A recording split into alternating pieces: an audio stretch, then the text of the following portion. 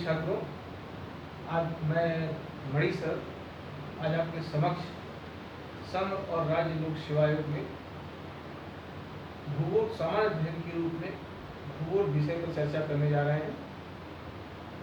जैसा कि हम जानते हैं कि प्रतियोगी परीक्षाओं में सामान्य अध्ययन की भूमिका काफ़ी महत्वपूर्ण होती है। इसी सामान्य अध्ययन में आपका भूगोल एक महत्वपूर्ण विषय है, पार्ट है। आज का जो प्रश्न का स्वरूप है दिनों दिन परिवर्तित देखा जा रहा है। भूगोल जैसे विषय की भूमिका या प्रश्नों की संख्या काफी महत्वपूर्ण होती है। अब प्रश्न का स्वरूप फैक्ट आधारित न होकर के कॉन्सेप्ट आधारित क्वेश्चन ज्यादा पूछे जा रहे हैं, विशेष करके संघ और राज्य लोक सेवा आयोग की परीक्षाओं में। और प्रश्नों का स्वरूप हर वर्ष नित नए प्रारूप में देखा जा रहा। तो ऐसे में विषय ये बनता है कि हम क्या करें कि हमारे प्रश्न कम से कम गलत हों, या हम जागृति जैसे विषयों में प्रश्न का जो है स्वरूप है वो हमारा अच्छा हो। इसके लिए आज हम चर्चा करने का प्रयास कर रहे हैं, आपके साथ शेयर कुछ कर रहे हैं। देखिए, ज्योग्राफी की भूमिका जैसा कि महत्वपूर्ण है। आईएएस में प्रारंभिक परीक्षा में 100 प्रश्न होते हैं। इन 100 प्रश्नों में अगर हम ज्योग्राफी के प्रश्न को देखा जाए तो 15 से 20 क्वेश्चन आते हैं विभिन्न भागों से, पार्ट से। और राज्य लोक सेवा आयोग में, उत्तर प्रदेश लोक सेवा आयोग के विषय में देखा जाए तो इसमें भी 150 प्रश्न आते हैं। और इस 150 प्रश्नों में आप मान के चलिए कि 35 से 40 प्रश्न भूगोल से पूछे जाते हैं। अब यहाँ ध्यान देने की विषय यह है, कभी कभी ये शिकायत मिलती है कि पढ़ते तो बहुत हैं लेकिन फिर भी हमारा प्रश्न गलत हो जाता है। ज्योग्राफी के प्रश्न हमारे गलत हो जाते हैं। हर वर्ष में ध्यान देता हूँ। देखिए, पढ़ने का तरीका क्या है। आप एकांगी पढ़ाई मत करिए। आप कभी भी जब किसी पार्ट को, किसी टॉपिक को उठाते हैं तो आपके मन में पहला विचार होना चाहिए कि इससे संबंधित कैसे प्रश्न आते हैं। और जितने टाइप के प्रश्न बनते हैं उन सबों पर आपका फोकस होना चाहिए। उसका एक डीप अध्ययन होना चाहिए। उसकी स्वयं आपके द्वारा ही अपना एक क्या कहते हैं, नोट्स होना चाहिए। जब आप डायनामिक तरीके से पढ़ाई करेंगे तो उस पार्ट से चाहे जब भी प्रश्न पूछा जाएगा आपका गलत नहीं होगा। हर एग्जाम्पल मैं आपके सामने देता हूँ। जैसे मान लीजिए हम सॉइल पढ़ते हैं, मिट्टी। किसी वर्ष ये पूछ लिया कि कौन सी मिट्टी का विस्तार भारत में सबसे अधिक है। आपने रटा हुआ है, जलोढ़ मिट्टी लगा दिया, लेकिन कोई जरूरी नहीं कि वही मिट्टी, वही प्रश्न अगले साल भी पूछा जा सकता है। टॉपिक वही होगा लेकिन प्रश्न आपका स्वरूप होगा। अगले साल अगर पूछ लिया मिट्टी में जैविक पदार्थों की मात्रा कितनी % पाई जाती, यदि आप इस पर ध्यान नहीं दिया तो मिट्टी का विस्तार पढ़ करके आपसे कुछ होने वाला नहीं है, क्योंकि अगले साल भी मिट्टी से क्वेश्चन पूछा गया और आपका गलत हो गया। चलो मान लेते हैं कि आपने मिट्टी का जो है जैव पदार्थ की मात्रा मिट्टी में कितनी % पाई जाती है, कौन कौन से खनिज तत्व पाए जाते हैं, आपने ये पढ़ लिया। अगले साल उसके पूछ लिया कि मिट्टी का प्रधान पोषक तत्व कौन सा है। अब आप उस पर ध्यान नहीं दिए तो आपने उसको भी गलत कर दिया। तो मेरा मानना क्या है कि आप मिट्टी से हर बार क्वेश्चन पढ़ते जाएंगे, लेकिन हर बार क्वेश्चन मिट्टी से अगर आता है तो भी आपका क्वेश्चन गलत होता है। उसका कारण यह है कि हमने केवल वही बिंदुओं पर ज्यादा फोकस किया गया जो हमने पढ़ा, जो प्रश्न पूछा गया है। जो प्रश्न और बन सकते हैं उस पर शायद ध्यान नहीं दिया, इसीलिए आपका प्रश्न बार बार ज्योग्राफी से गलत होता है। ये मैंने आपको एक नमूने के रूप में बताया। अब जैसे मान लीजिए मिट्टी है, तो मिट्टी को कैसे पढ़ना चाहिए। पहले मिट्टी क्या है, मिट्टी में खनिज पदार्थ क्या है, खनिज मिट्टी के पदार्थ क्या है, कौन कौन से पदार्थ पाए जाते हैं, तत्व क्या है, मिट्टी का पीएच मान क्या है, मिट्टी की पौष्टिकता क्या है, मिट्टी का वर्गीकरण क्या है, वर्गीकरण, मिट्टी की समस्याएं, मिट्टी संरक्षण। अब ये सब आपके इतने पार्ट से मिट्टी के क्वेश्चन पूछे जा सकते हैं। जब इस समग्र चीज का अध्ययन करेंगे तो आईएएस हो, पीसीएस हो, नेट हो, जेआरएफ हो, सीडीएस हो, एमबीए, कोई भी ज्योग्राफी से संबंधित मिट्टी से किसी भी एग्जाम में पूछा गया तो वो प्रश्न आपका गलत है नहीं होगा। जैसे मान लीजिए पदार्थ है, तो मिट्टी में बहुत सारे पदार्थ होते हैं, पाए जाते हैं। ऑक्सीजन है, खनिज है, वायु है, जल है, कै परसेंट है। जैसे मान लीजिए खनिज है 40 से 50% है, 40 से 45% है। तो पूरी परसेंटेज सीक्वेंस के आधार पर भी हमको जान लेना चाहिए कि सबसे अधिक खनिज है, इसके बाद वायु है, जल है, इसके बाद जैविक पदार्थ। यह क्या है? अगर हम तत्व के बारे में जानना चाहें तो मिट्टी के तत्व में सर्वाधिक ऑक्सीजन है, इसके बाद आपका सिलिकॉन है, लोहा है, एल्युमिनियम है, सिलिकॉन है, ऑक्सीजन है, सिलिकॉन है, ऑक्सीजन है, सिलिकॉन है, एल्युमिनियम है, फिर लोहा है। तो इनको भी जानना चाहिए। क्रम से काम नहीं चलने वाला है। इसमें कितने परसेंट पाए जाते हैं? तो जैसे मान लीजिए कि आप लोहा है तो लोहा 5% है, सिलिकॉन है 27% है, एल्युमिनियम है 8% है, ऑक्सीजन है 46% है।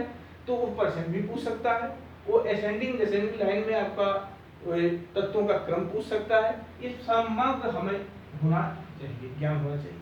अब इससे भी पढ़ लिए तो मिट्टी का पीएच मान। अब पीएच मान होता क्या है ये जानना चाहिए। केवल इतने से काम चलने वाला नहीं। मिट्टी का पीएच मान 6 से 7.4 होता है, लेकिन होता क्या है पीएच मान, इसके बारे में जानकारी होनी चाहिए। मिट्टी में विद्युत आवेश कण होते हैं जिसे आयन कहते हैं। ये 2 प्रकार के होते हैं, ऋणात्मक धनात्मक। धनात्मक आयन को कैसन कहते हैं। जो अधिक कैल्शियमिक मिट्टी होती है, अम्लीय होती है, वो मिट्टी अधिक कैल्शियमिक मिट्टी होती है, अम्लीय होती है। वो अधिक अम्लीय मिट्टी जो है कम कैल्शियमिक मिट्टी को डिस्प्लेस कर देती है। इससे मिट्टी की अम्लीयता और क्षारीयता का पता चलता है। इसे हाइड्रोजन आयन के आधार पर ज्ञात करते हैं, इसलिए इस मिट्टी का पीएच मान ज्ञात करते हैं। ये भी जानना चाहिए। मिट्टी की पारदर्शिता क्या है, स्तर क्या है, ए बी सी डी। तो अब पूछ लिया कि कौन सी स्तर की मिट्टी विषुवत-रेखीय जलवायु में पाई जाती है, ए स्तर। कौन सी स्तर की मिट्टी अर्धशुष्क जलवायु में पाई जाती है, बी स्तर। कौन सी स्तर की मिट्टी ध्रुवीय क्षेत्र में पाई जाती है, डी स्तर। कौन सी स्तर मिट्टी सबसे अधिक जो है उपजाऊ होती है, बी स्तर। तो मिट्टी का क्लाइमेट के आधार पर क्लासिफिकेशन हो, उसकी उपयोगिता के आधार पर क्लासिफिकेशन होना चाहिए। इसके बाद मिट्टी के वर्गीकरण है, तो रंग संरचना आधार पर हम मिट्टी को कई भागों में डिवाइड करते हैं। चाहे जलोढ़ मिट्टी हो, काली मिट्टी, लाल हो, लाल मिट्टी हो, लेटराइट मिट्टी हो, बलुई मिट्टी, तमाम टाइप की मिट्टी है। इन मिट्टी में अलग अलग एलिमेंट्स पाए जाते हैं। किसी में नाइट्रोजन की मात्रा होती है, किसी में लोहा और सिलिकॉन की मात्रा अधिक होती है, किसी में पोटास, फास्फोरस। तो किस मिट्टी में कौन से एलिमेंट्स अधिक पाए जाते हैं इसका भी जानकारी होना चाहिए। समस्या मृदा समस्या क्या है? मिट्टी के सामने मिट्टी हमारा एक महत्वपूर्ण संसाधन होता है। मिट्टी क्या है? एक महत्वपूर्ण संसाधन है। लेकिन आज हम क्या देखते हैं कि जो हमारे जीवन का आधार बना है, वो आज सबसे अधिक प्रॉब्लम से प्रभावित है। अब सॉइल कंजर्वेशन, सॉइल प्रॉब्लम में हमारे सामने क्या क्या है? बहुत सारी प्रॉब्लम है। चाहे सॉइल इरोजन की समस्या है, मृदा अपरदन की समस्या है, भूमि अपहरण की समस्या है, वाटर लॉगिंग की समस्या है, जल जमाव की समस्या है, मिट्टी में क्षारीयता की समस्या। तो डिफरेंट टाइप की समस्याएं हैं। भारत में मृदा अपरदन होता है तो किस रूप में होता है? पार्श्विक होता है कि क्षैतिज होता है कि लंबवत होता है? किसके द्वारा अपरदन सबसे अधिक? वायु के द्वारा होता है, वर्षा के द्वारा? कहाँ पर सबसे अधिक अपरदन होता है? हिमालय में होता है कि पठार पे होता है कि मैदानी भाग में होता है? तो अपरदन से या उससे संबंधित बहुत सारे प्रश्न बनते हैं, ये हमें जानना चाहिए। संरक्षण की यहाँ तक बात आती है तो सॉइल कंजर्वेशन के लिए हमने क्या कौन कौन सी नीतियाँ लाई? मिट्टी एक संसाधन है, इसको बचाए रखने के लिए, इसको लंबे समय तक एक संसाधन के रूप में देखने के लिए हमें संरक्षण कंजर्वेशन की आवश्यकता है। तो हम कब कब क्या कंजर्वेशन के बारे में क्या क्या प्लान लाए, वर्तमान प्लान का प्रारूप क्या है, संरक्षण में कौन कौन सा तत्वों को हम ज़्यादा अधिक जोर दिया है, जिससे मिट्टी जैसे तत्व को हम लंबे समय तक अपने उपयोग कर सके। तो मेरा कहने का मतलब क्या है कि जब आप इतने टाइप की मिट्टी से प्रश्न ज्ञात करेंगे, वैश्विक आधार पर, भारत के आधार पर, फिर वैश्विक आधार पर मिट्टियों को देखेंगे तो बहुत सारे टाइप की मिट्टियां हैं, जलवायु का कटिबंधीय, कटिबंधांतरिक, जलोढ़, कटिबंधीय, कटिबंधांतरिक और अपार्श्विक मिट्टी। तो जितने टाइप की मिट्टियां हैं उनका क्लासिफिकेशन पेडाल्टन मिट्टी, पेडकोल मिट्टी या FO के अनुसार। तो जब हम मिट्टी के समग्र अध्ययन एक बार कर लेंगे, एक बार नोट्स बना लिया, पढ़ लिया और उतना अध्ययन ठीक से करके जाएंगे, तो मुझे लगता है कि मिट्टी का प्रश्न आपको गलत है नहीं होगा।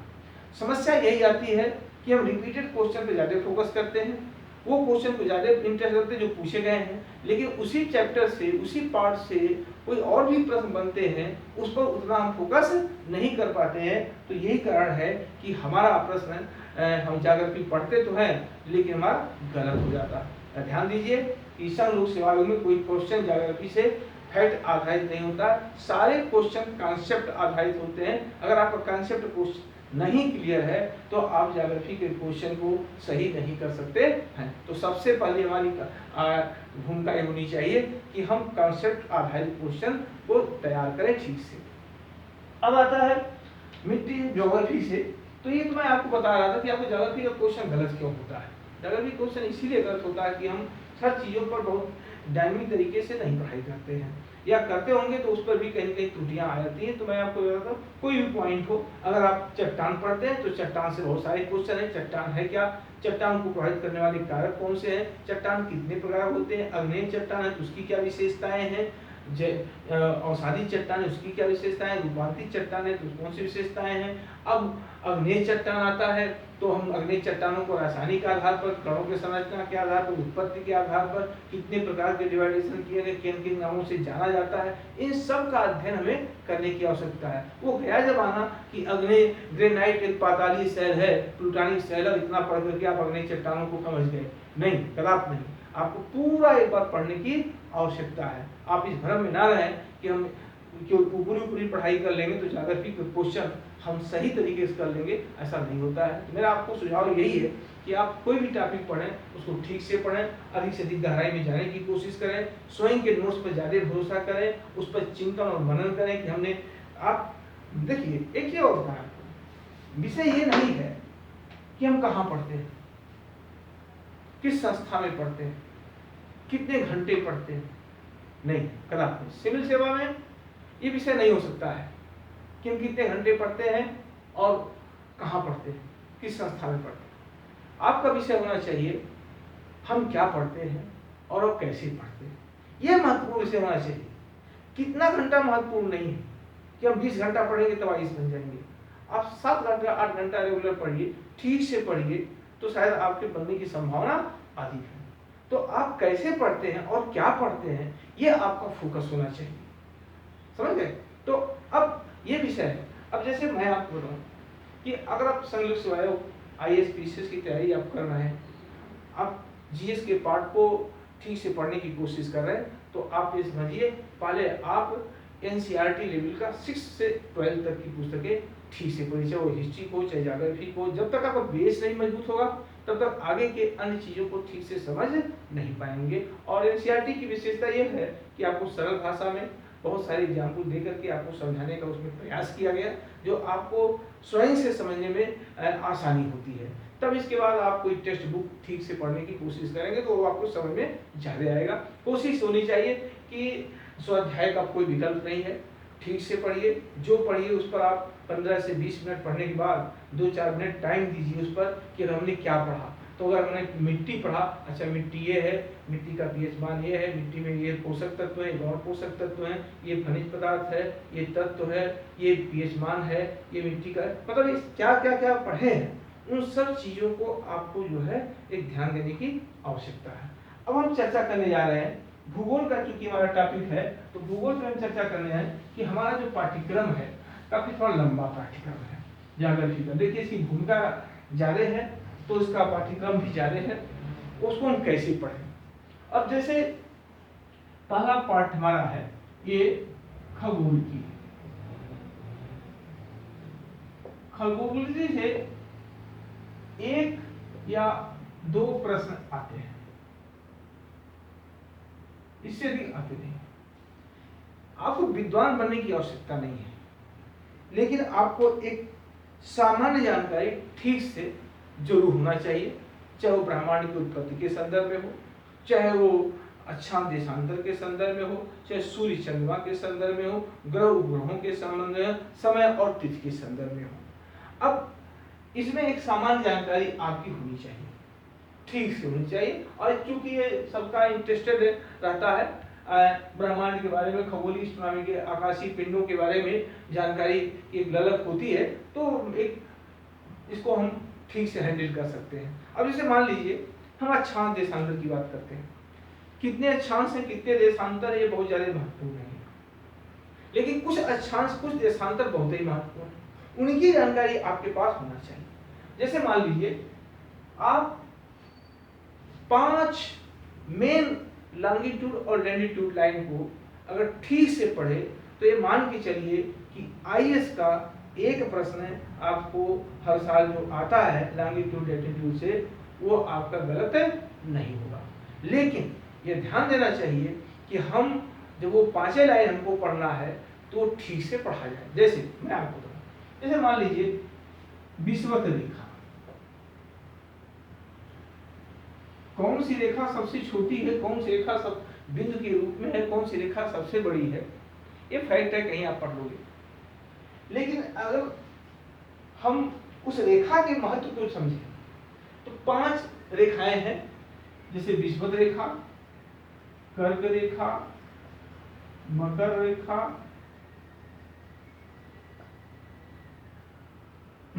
अंतर्राष्ट्रीय तिथि रेखा, ग्रीनविच रेखा।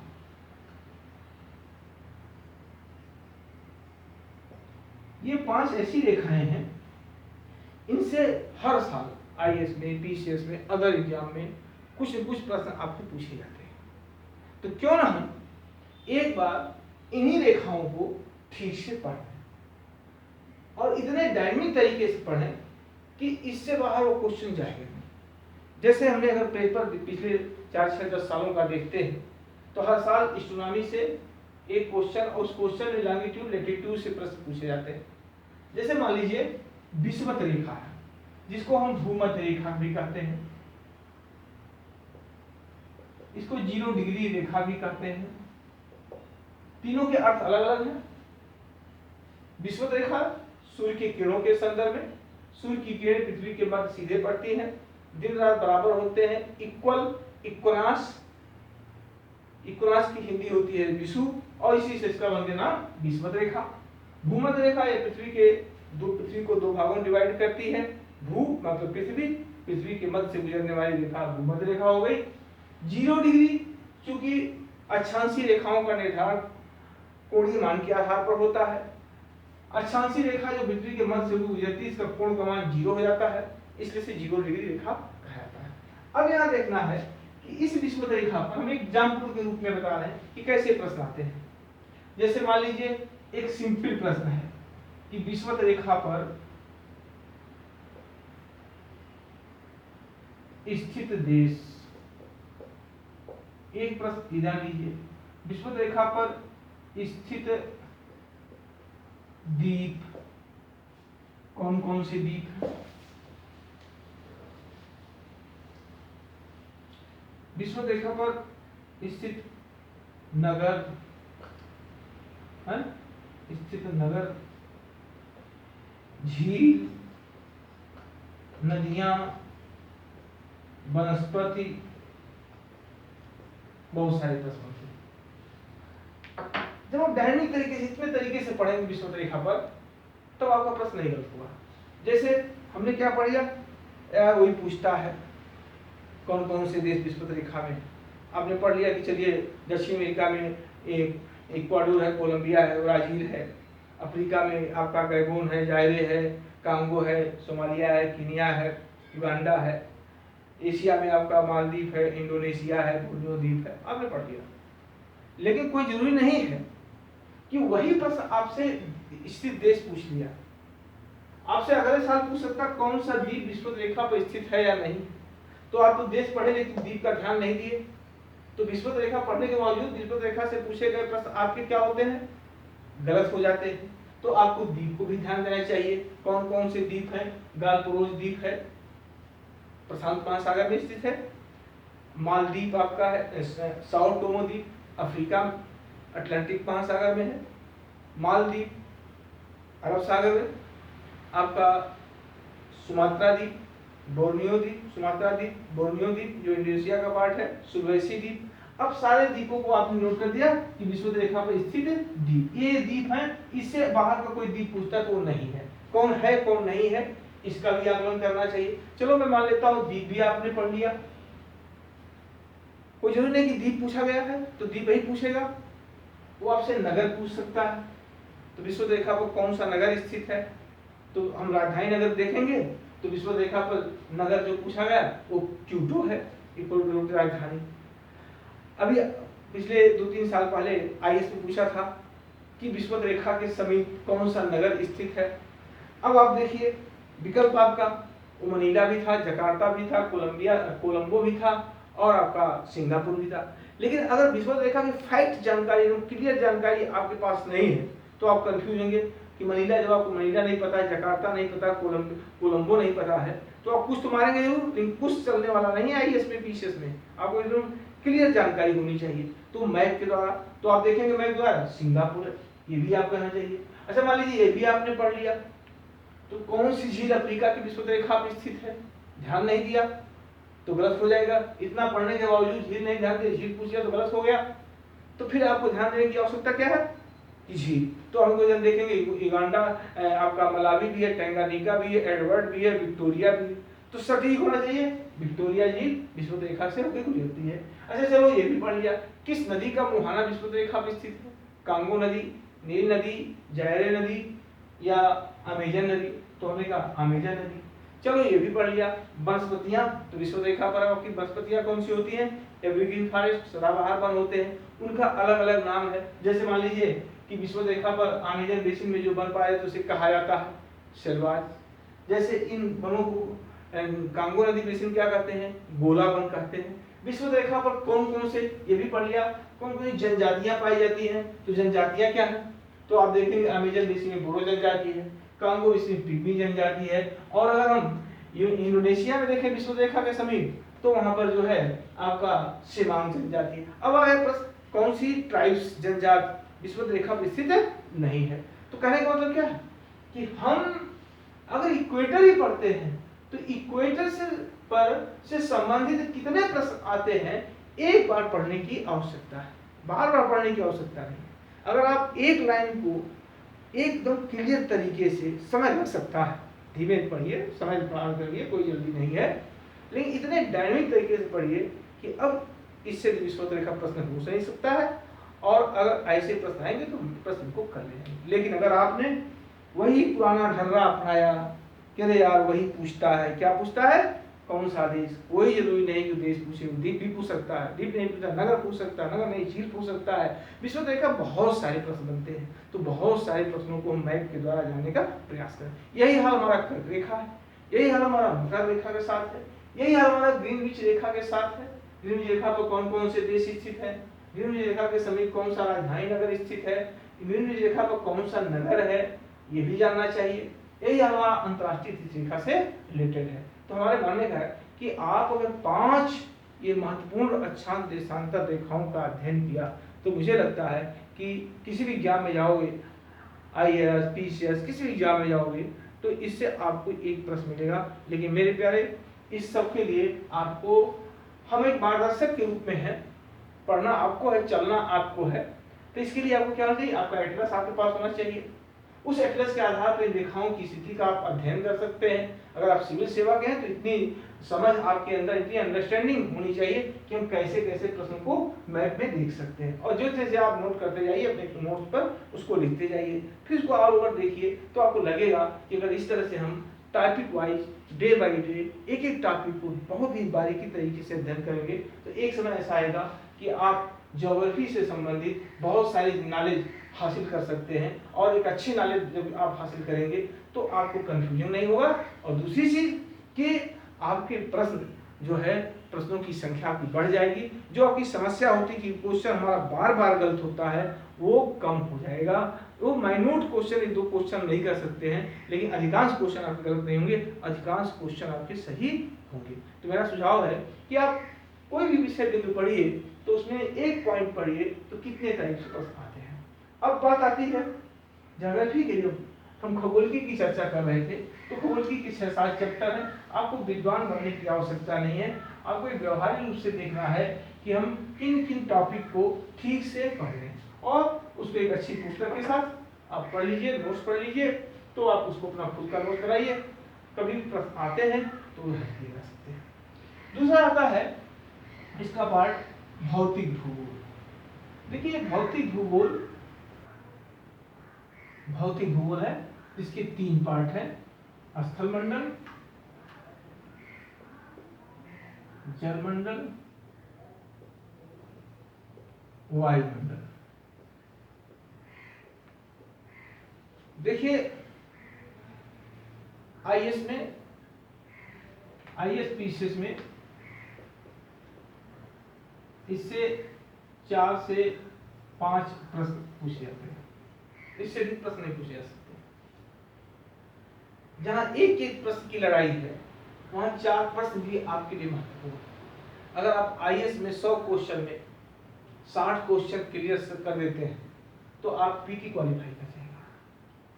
लेकिन अगर 60 से एक भी क्वेश्चन कम होता है तो आप संदेह की घेरे में आ जाएंगे। तो एक एक प्रश्न का महत्व ये मत समझिएगा कि यार फिजिकल ज्योग्राफी बहुत लंबा चौड़ा है, 2-4 प्रश्न आते हैं, इसको उतना भूल जाना नहीं, लेकिन एक एक प्रश्न की लड़ाई है। आपको भौतिक भूगोल से स्थलमंडल में जैसे हम पृथ्वी की भूगर्भिक संरचना, पृथ्वी का उत्पत्ति, पृथ्वी का भूगर्भिक इतिहास, पृथ्वी की आंतरिक संरचना है, भूकंप, ज्वालामुखी, चट्टान, पर्वत निर्माण सिद्धांत, पर्वत के प्रकार, पठार, झीलें, स्थलाकृतियां जैसे वायु के द्वारा, नदी के द्वारा, हिमानी के द्वारा, इन सब चीजों को एक बार बहुत ही सही तरीके से पढ़ने की आवश्यकता है। इसी तरह से जलमंडल से 1-2 क्वेश्चन आपसे पूछे जाते हैं, चाहे वो महासागरीय उच्चावच से पूछा जा सकता है, महासागरीय धाराओं से पूछा जा सकता है, लवणता से पूछा जा सकता है। आपका प्रश्न ज्वार भाटा, महासागरीय निक्षेप, तापमान, इनसे पूछे जा सकते हैं। वायुमंडल से जो प्रश्न है ये इससे भी काफी अच्छे प्रश्न पूछे जाते हैं। वायुमंडल की संरचना, वायुमंडल की विशेषताएं, वायुमंडल में गैसों का क्रम, वायुमंडल में गैसों की स्थिति, इसके अलावा सूर्यातप, आपका वायुदाब, पवने, चक्रवात, वर्षा, बादल, कोहरा, जलवायु प्रदेश, ये सब वायुमंडल से हैं। तो फिजिकल ज्योग्राफी से जलमंडल, स्थलमंडल, वायुमंडल से प्रश्न पूछे जा सकते हैं, और इनको आप एनसीईआरटी से बहुत ठीक से पढ़ सकते हैं और उसको नोट कर सकते हैं। इसके बाद आता है आपके साथ तीसरा जो महत्वपूर्ण पार्ट है, वो आपका है विश्व भूगोल। विश्व भूगोल, इसको हम 2 पार्टों में देखेंगे। पहला मैपिंग और दूसरा विश्व का संसाधन। मैपिंग, देखिए भूगोल की जानकारी अगर हमें लेनी है तो मैपिंग हमारे लिए सबसे महत्वपूर्ण है। मैप के माध्यम से अगर आप किसी भी स्थान, इन चीजों को अध्ययन करते हैं तो वो प्रश्न आपके दिमाग में हमेशा बना रहता है, वो स्पेस कभी भूलने वाला नहीं है। मैपिंग की भूमिका महत्वपूर्ण है। इस मैपिंग में हम विश्व के सभी महाद्वीपों का प्राकृतिक और राजनीतिक मानचित्रों का अध्ययन करते हैं। अब जैसे अगर आईएएस में देखेंगे तो मैपिंग से 5 से 6 क्वेश्चन मैपिंग से आते हैं। अगर आप पीसीएस में देखिएगा तो कम से कम 7-8 क्वेश्चन 10 क्वेश्चन मैपिंग से आते हैं। और अगर मैपिंग ठीक से आपने नहीं किया है तो आपका एक भी क्वेश्चन सही नहीं हो सकता है, ये आप तय कर लीजिए। और मैपिंग अगर सही कर लिया है तो आपका एक भी क्वेश्चन गलत नहीं होगा, ये भी आप जानना चाहिए। तो मैपिंग की भूमिका बहुत महत्वपूर्ण होती है और इसे हम केवल अपने मेज पर जो एटलस रखा होता है उसी का हम पार्ट वाइज अध्ययन करें। जैसे मैपिंग में मान लीजिए कि हम एशिया का पढ़ने जा रहे हैं। एशिया को हम कई पार्ट में पढ़ते हैं, पश्चिमी एशिया, पूर्वी एशिया, दक्षिण पूर्व एशिया, दक्षिण एशिया, मध्य एशिया। अब मान लीजिए हम पश्चिमी एशिया पढ़ते हैं तो पहले सब जानें कि पश्चिम एशिया में कौन कौन से देश हैं। तो हम पश्चिम एशिया के देश Iran, Iraq, Kuwait, Jordan, Yemen, Bahrain, Saudi Arab, Syria, Turkey, Israel, ये सब पश्चिमी एशिया के देश हैं। यहाँ पर हमें कौन सा देश बड़ा है कौन सा देश छोटा है ये महत्वपूर्ण नहीं है। मैपिंग में हम गड़बड़ कहाँ करते हैं, महत्वपूर्ण है इनकी स्थिति। कौन सा पश्चिम एशिया का देश की सीमा कैस्पियन सागर से लगती है, कौन काला सागर से लगती है, किसकी सीमाएं भूमध्य सागर से लगती है, सीमाएं देशों की सीमाएं और नगर, कौन सा तटीय नगर का उदाहरण है, किस तट पर कौन सा नगर है, कौन लाल सागर के तट पर, कौन भूमध्य सागर के तट पर, कौन फारस की खाड़ी के तट पर। उसका क्रम तो नगरों का जानना चाहिए, उसकी सीमाएं जानना चाहिए, उसकी क्लाइमेट जानना चाहिए, उसका उच्चावच जानना चाहिए, कौन कहाँ पर कौन सा पर्वत है, कौन सी पहाड़ी है, कौन सी नदी है, कौन सी घाटी है। ये सारा चीजें मैपिंग के द्वारा अध्ययन। जल संधि जानना चाहिए। अगर हम देखते हैं कि बॉस्फोरस जल संधि, तो बॉस्फोरस जल संधि किसको अलग करती है, तो हम देखते हैं कि यूरोप और टर्की और यूरोप को अलग करती है। किसको जोड़ती है, तो कैसे आपका मरमरा सागर या भूमध्य सागर और आपका काला सागर, इस पे कौन सा नगर है, इस्तांबुल नगर है। ये पूरा चीज अब आ जाएगा कि बॉस्फोरस जल संधि के बारे में कौन सा सत्य का पूरा अध्ययन होना चाहिए कि यह जल संधि काला सागर और मरमरा सागर को जोड़ता है। यह जल संधि यूरोप और टर्की को अलग करता है। इस जल संधि पर इस्तांबुल नगर है।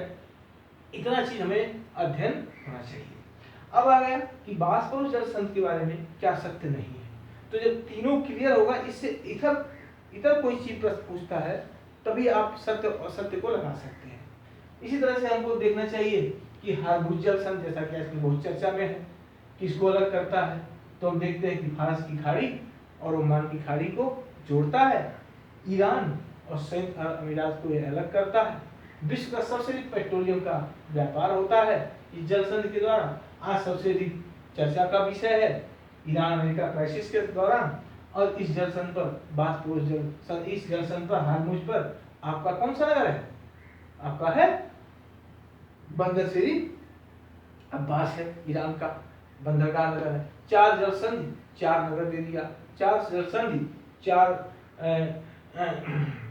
महत्व दे दिया। हर जल संधि के अपना अपना अलग अलग महत्व है। तो जल संधियों का अध्ययन, सीमाओं पर भूमध्य सागर की सीमा पर कौन कौन से देश हैं, कई बार पूछा गया। अब देश पढ़ लिया, अगले साल नगर पूछ लिया तो क्या होगा, तो नगर भी इजमीर भी है, फला बेरूत भी है, हैफा भी है, तेल अवीव भी है। सारे नगरों का अध्ययन, कौन सा तटीय नगर है कौन नहीं है,